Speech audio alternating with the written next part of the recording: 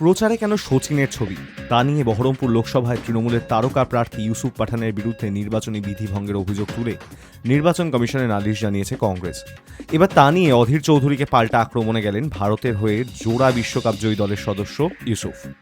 তার পাল্টা দাবি, বিশ্বকাপ তো আমি জিতেছি, সেই ছবি ব্যবহার করা নিয়ে অন্যের আপত্তি কেন মানতে যাব।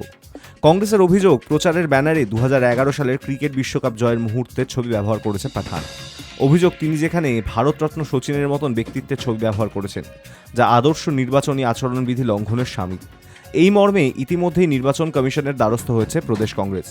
কমিশনকে যে অভিযোগপত্র জমা দেওয়া হয়েছে সেখানে কংগ্রেস বলেছে, ক্রিকেট বিশ্বকাপের জয়ের মুহূর্ত তুলে ধরা হয়েছে পোস্টারে, যেখানে রয়েছেন ভারতরত্ন শচীন টেন্ডুলকার এবং অন্যান্যরা।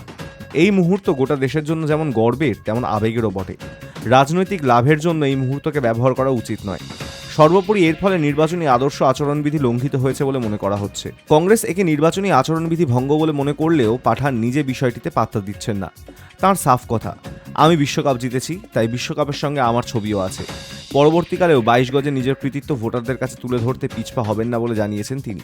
প্রসঙ্গত, মহেন্দ্র সিং ধোনির নেতৃত্বে 2007 সালে প্রথম টি20 বিশ্বকাপ এবং 2011 সালে একদিনের আন্তর্জাতিক বিশ্বকাপ জিতেছিল ভারত।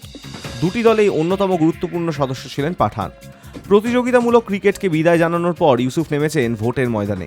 এবারে লোকসভা ভোটে তৃণমূল তাকে প্রার্থী করেছে কংগ্রেসের গড় বলে পরিচিত বহরমপুর আসনে। সেখানে 1999 সাল থেকে টানা জিতে চলেছে প্রদেশ কংগ্রেস সভাপতি অধীর।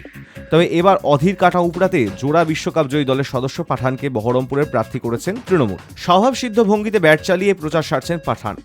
তা করতে গিয়েও নিজের বিশ্বকাপ জয়ের ছবি প্রচারে ব্যবহার করছেন তিনি। ঘটনাচক্রে যে ছবিতে বিশ্বকাপ পাঠান ছাড়াও রয়েছেন শচীন।